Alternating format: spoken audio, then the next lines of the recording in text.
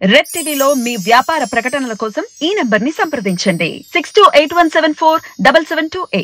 Hi viewers, welcome to our channel.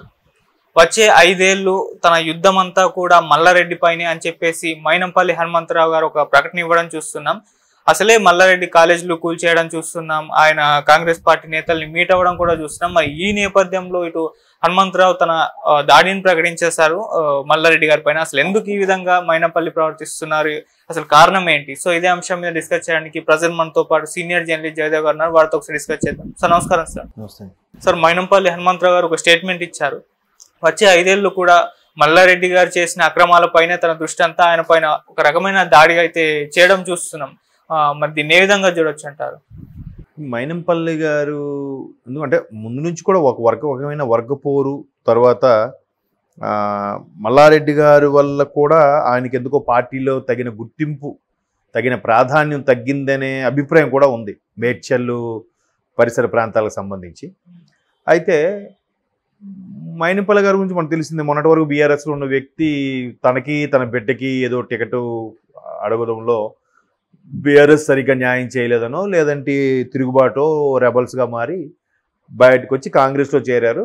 But ఆయన ఓడిపోయారు అనుకుంటా. వాళ్ళ అబ్బాయి రోహిత్, మైనంపల్లి రోహిత్, ఆయన గెలిచినట్టున్నారు.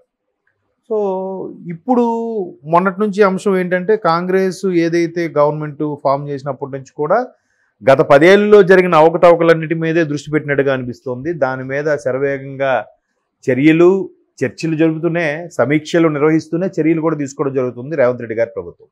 అన్నీ అంటే అవన్నీ కూడా కక్ష సాధింపుగా ఏమి లేవు.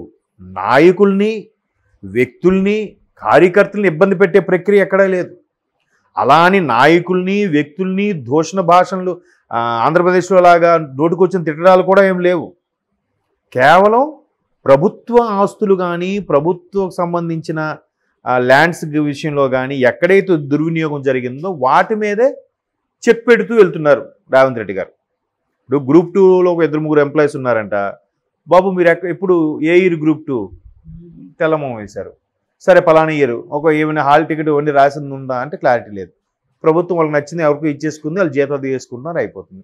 రేవంత్ రెడ్డి గారు గవర్నమెంట్ వచ్చాక వాళ్ళ ఆఫీస్కి వస్తున్నారు, మీరు ఏ ఇయర్ నోటిఫికేషన్లో మీరు సెలెక్ట్ అయ్యారంటే ఆన్సర్ లేదు. సో అటువంటి చెక్ పెట్టడం, ప్రమాణ స్వీకారం జరిగిన 10 రోజులకే ల్యాండ్ క్రూజులు కొని విజయవాడ ఆటో నగర్లో పెట్టారు, బుల్లెట్ ప్రూఫ్ చేపిస్తారన్నప్పుడు అదొక 66 కోట్ల స్కామ్. అప్పుడు అది ఓన్లీ వెహికల్స్ వరకు అదొకటి. ఇలాగ ఒకదానికొకటి. తర్వాత మేడిగడ్డ, తర్వాత వాటర్ యాజమాన్య బోర్డు సంబంధించిన ఇంజనీర్లు, తర్వాత రీసెంట్గా హెచ్ఎండిఏ చైర్మన్ ఎవరైతే ఉన్నారో ఆయనకు సుమారుగా 250 ఎకరాలు ఎంతో స్థలం ఉంది. తర్వాత దగ్గర 7-8 విల్లాలు ఉన్నాయి. ఇవన్నీ ఎక్కడి నుంచి వచ్చాయి, ఎలా సాధ్యం అంటే అవకతవకలు. ఇట్లా ఒక్కొక్కటిగా కాంగ్రెస్గా బయట తీస్తుంది. అయితే చివరగా కాదు, ఇంకా చాలా ఉన్నాయి. మల్లారెడ్డి గారి విషయం మీద తెర మీద అది కూడా ఎలాగా అక్రమంగా ప్రభుత్వ ఆస్తులు, గవర్నమెంట్ ల్యాండ్ మీద ఆక్యుపై చేసి కట్టినవి. ఏముందిలే మాకేమంటారులే. ఇప్పుడు రోడ్డు ఇంత వదలాలని ఉంటుంది. ముందు రోడ్డు అంత వదులుతాడు, అక్కడ వదిలి అంతవరకు అక్కడ నుంచి ఇల్లు కట్టేస్తాడు. ఇల్లు కట్టాడు బాగుంది, మళ్ళీ వాడు ముందు కాంపౌండ్ వాళ్ళు కడతాడు, కొంచెం రోడ్డు మీదకి వస్తుంది. అది కొంచెమే కదా ఏం పోయిందండి. ఈయన చూసి ఆ పక్కోడు కడతాడు, ఆడిని చూసి ఆ పక్కోడు, అలాగా రేపు ఫ్యూచర్లో ఎంకరేజ్మెంట్ మీద ఇవన్నీ కట్ చేసేస్తే అరే కట్ చేసారా అని గోల. ఎవడు పరిధిలో ఎవడు ప్లేస్లో వాడు కట్టుకోవచ్చు కదా, అలా ఉండదు.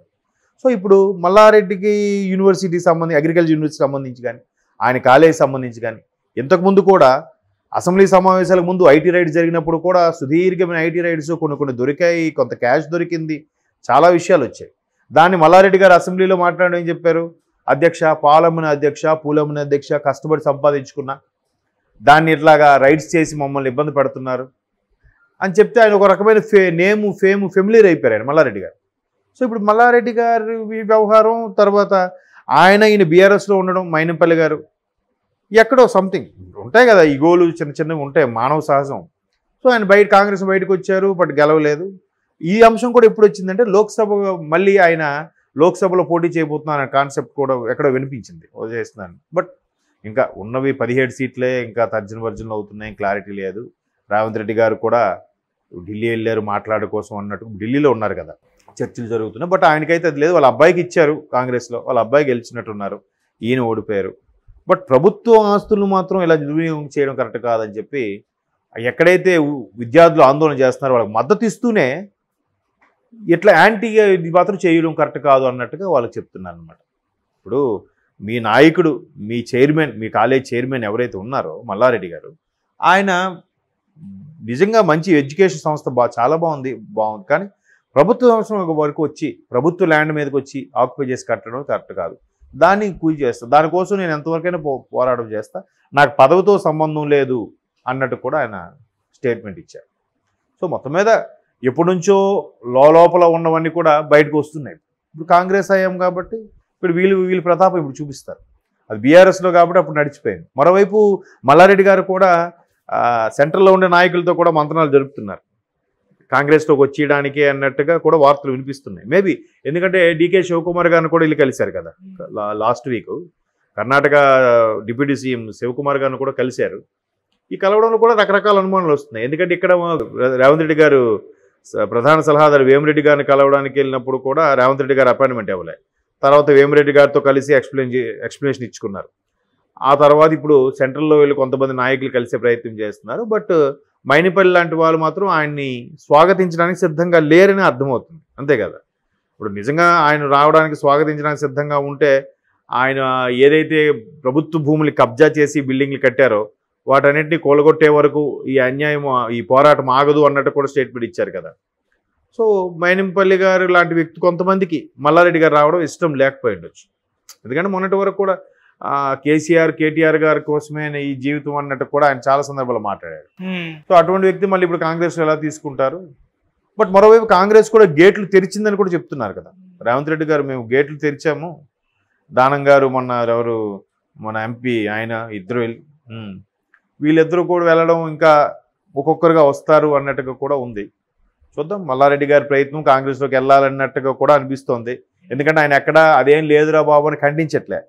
మరోవైపు వార్తలు గుప్పుమంటున్నాయి. ప్రతి యూట్యూబ్ ఛానల్లోనూ మీడియాలో కూడా వార్తలు వస్తున్నాయి. అయినా వాటన్నింటినీ ఎక్కడ ఆయన ఖండించట్లేదు. మరోవైపు ఆయన అల్లుడు, ఆయన కుమారుడు డీకే శివకుమార్ గారు లాంటి వాళ్ళని ఒకవేళ ఇక్కడ ఇది బాబు ఈ తవ్వకాలు లేదా ఈ కూలగొడ్డాలు ఆపండి అని చెప్పి సెంట్రల్లో ప్రస్తుతానికి బీజేపీ ఉంది, కానీ బీజేపీని కలవచ్చు. కాంగ్రెస్ని కలిసే ప్రయత్నం ఎందుకు చేస్తుందంటే కాంగ్రెస్లోకి వెళ్ళిపోవడానికి సుముఖత వ్యక్తం చేస్తున్నారు. సెంట్రల్లో ఏదో మనకు అనవసరం, స్టేట్లో కాంగ్రెస్ ఉంది కాబట్టి ఇది మనకు కావాలి అన్నట్టుగా. చూద్దాం మరి మైనంపల్లి గారిది అలాగే మల్లారెడ్డి గారిది కోల్డ్ వార్ అనేది ఎట్లా దారి తీస్తుందో let we see. Okay sir, thank you so much sir.